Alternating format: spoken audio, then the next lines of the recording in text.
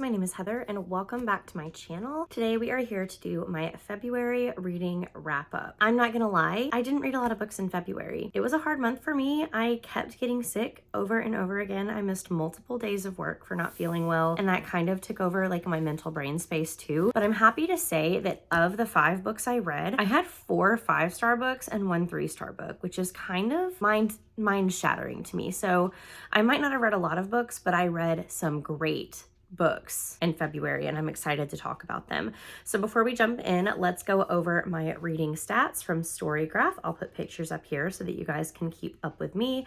I'm gonna look down at my laptop to do this. 40% of my reads were slow paced and 60% were medium paced. I read 80% of my books between 300 and 499 pages, and 20% of my books were over 500 pages. Everything I read was fiction this month, and I definitely read a lot of fantasy. It's telling me I read 2,296 pages, which does make sense because one of the books I finished was a rollover from January, so it felt like more pages because I was reading that book in both months. And then my average rating was a 4.6. I read 2 fantasy books, 1 romance book, 1 magical realism, and 1 contemporary. So without further ado, let's just dive into the books. And if you're interested in my genre blanket, stay tuned to the very end because I will show you my update on that as well. Okay, let's start with the 3-star book. So I read Watermoon by Samantha Sato-Yambo as part of Brittany over at Books with Brittany's Patreon book club. And if you want a book that just feels like a straight up Studio Ghibli movie, this is definitely the book for you. It's like if they took Eternal Sunshine for the Spotless Mind, threw some Studio Ghibli magic on it, and then bam, you have Watermoon. This book follows Hana, who is the new owner of a pawn shop where you can go to trade in your regrets, trade in your bad memories. But this really turns more into a story of adventuring than it does really about the pawn shop. This young man, this physicist, comes into the pawn shop at the same time where Hana realizes that her father is missing. And the two of them kind of go on this adventure together to try and find out what happened to her father. And a lot of it is tied to the magic behind the pawn shop. There's lots of traveling in origami boats and going to kind of different, I don't want to say realms, but it definitely feels like you're in another realm and you can travel there by jumping into a pond. Like the magic is very whimsical and it just keeps getting thrown at you without much explanation as to why the magic is happening. And I felt like for a while, it just felt like we were on one whimsical quest to the next whimsical quest to the next whimsical quest for the pure sake of whimsy, and I wanted a little bit more depth to this book. However, I feel like most of the people in the book club really did enjoy this book. There were some beautiful quotes and some beautiful imagery. It just didn't hit quite as hard as I wanted to. I do feel like the ending of this book was very well deserved and I enjoyed the end, but that's kind of my thoughts on it. Like, not a winner. It's not one I'm going to think about like 2 months from now, but I did enjoy my time and I immersive read this one. So I have this beautiful copy from Book of the Month and I did use an Audible credit on it to listen while I read. Let's just stay on the track of book clubs because my book club pick for the Magical Menagerie this last month was The Favorites by Lane Fargo. And I am so sorry if you're seeing this before our bookish discussion on Tuesday, March 4th. But my patrons already know I gave this 5 stars. Normally, like, I kind of am quiet about my rating of my book club book, but I could not go ahead and give them my rating. I absolutely loved this book. I ate it up. It was drama central, train wreck right in front of your face you couldn't look away from, and I ate it up. So you're hearing me talk about it, but what is this book about? This book is about 2 aspiring ice dancers. We have Kat and we have Heath, and they've known each other since they were kids. These 2 grew up together. They have faced so many hardships together, and they've just known each other from a very young age, and it kind of seemed like they were partners for forever.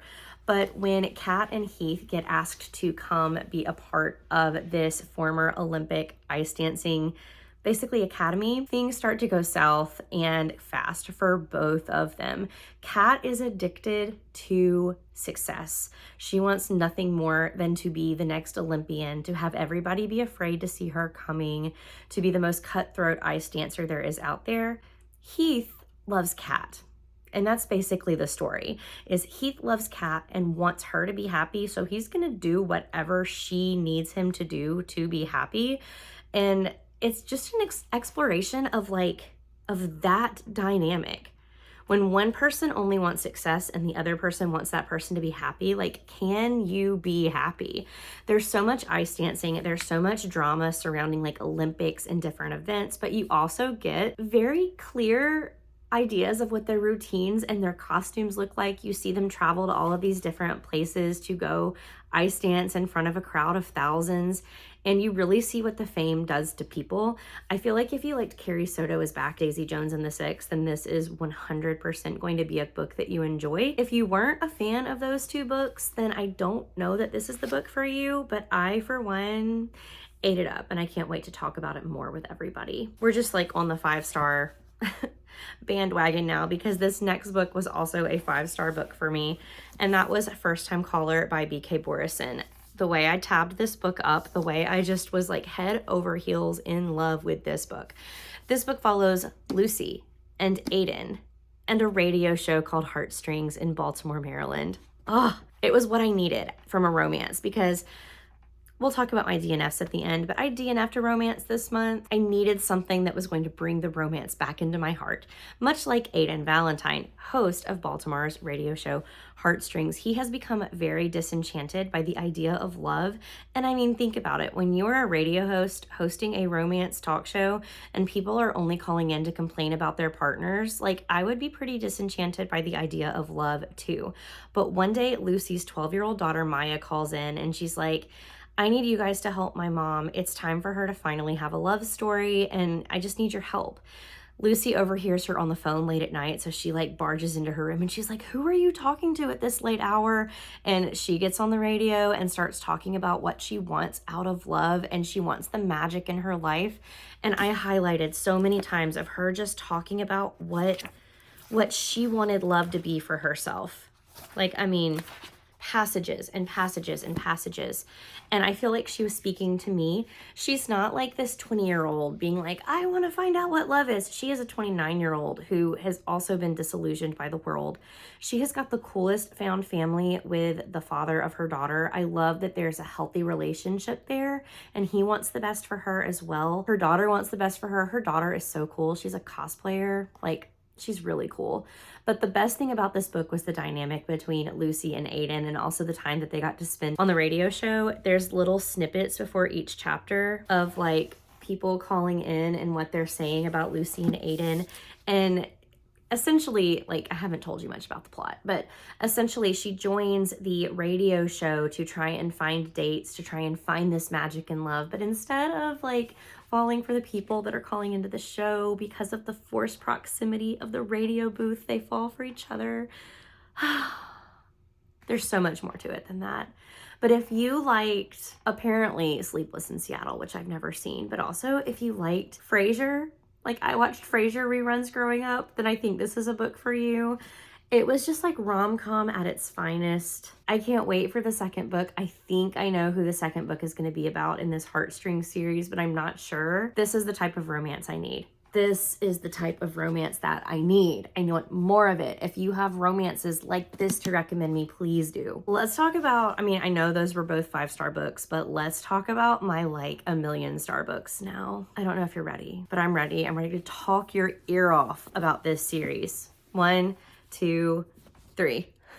It's the Farseer trilogy. It's the first 2 books in the Farseer trilogy. We have Assassin's Apprentice, which this copy, elite. We have Royal Assassin. This copy is trash. This is the floppy Del Rey book. Floppy, flop factor, 100%. Sturdy cover, great. This Harper Voyager cover is trash. I look at it and the cover bends. It was impossible to read without breaking the spine.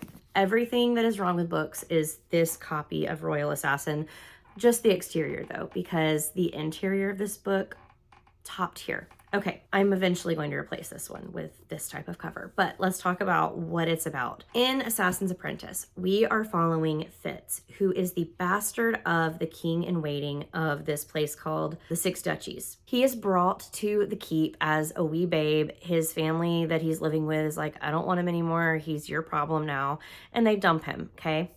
And you are following Fitz growing up from a 6-year-old who is working in the stable. He is making friends with puppies and horses and trying to learn his place in the castle.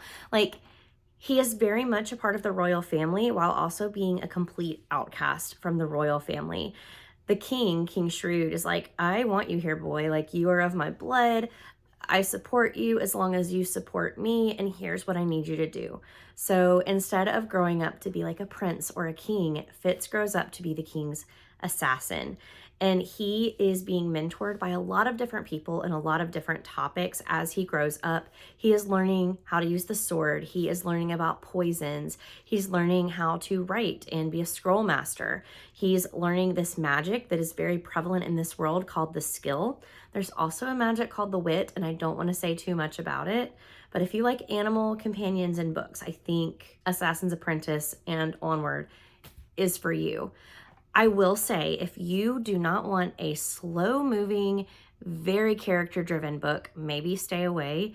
But if you are ready to spend time with a character and get to know them inside and out, please pick up this series. It's a coming-of-age story.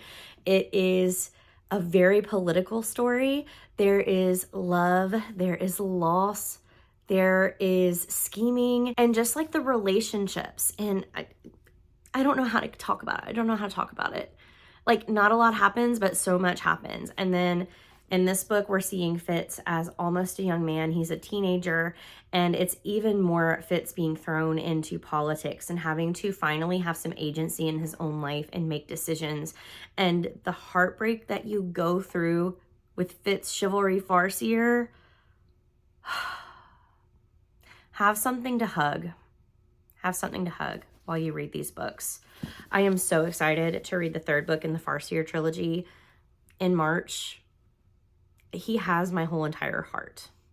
And all I'm going to say is pack. We are pack. We are pack. Anyway, those were the rest of my 5-star reads. Is the Farseer trilogy 1 and 2. I loved them. I loved them with my whole entire heart. Let's talk about DNFs. Like, hardcore DNFs this time. The first book I DNF'd was Practice Makes Perfect by Sarah Adams. This is the second book in the When in Rome series, which I did like When in Rome. I didn't love When in Rome. And this is the second book following the pie maker from the first book's sister. And she was just so sweet. She was just so sweet. She was going to fake date this like tattooed bad boy bodyguard who didn't want a relationship, and he was going to teach her how to be like a good person to take on date. And I could not take the marriage talk in this book. All this child wanted out of life was to get married, and she thought that marriage was going to solve all of her problems. And honestly, the biggest thing that made me DNF this book was just like, I want other things going on in characters' lives besides the romance. This book did it superiorly. Practice Makes Perfect tried to do it, but like honestly, the relationship between the two characters was really all that mattered in that book, whereas there's so much more going on in a romance like this, and I just couldn't take it anymore, so I DNF'd it. And then the other book that I DNF'd this month was Phantasma by Kaylee Smith. I may go back to this one. This is a kind of haunted house trial book set in New Orleans, which I did love the New Orleans setting. I live like 2.5 hours from New Orleans, so I go there kind of regularly. It just started to read like every other romantasy. The dynamic between the two main characters was just romantasy copy paste to me, and I wasn't having a good time, so I stopped reading it, which is another reason why I read less than usual this month, is I got pretty far into both of those two books before I decided it wasn't worth my time.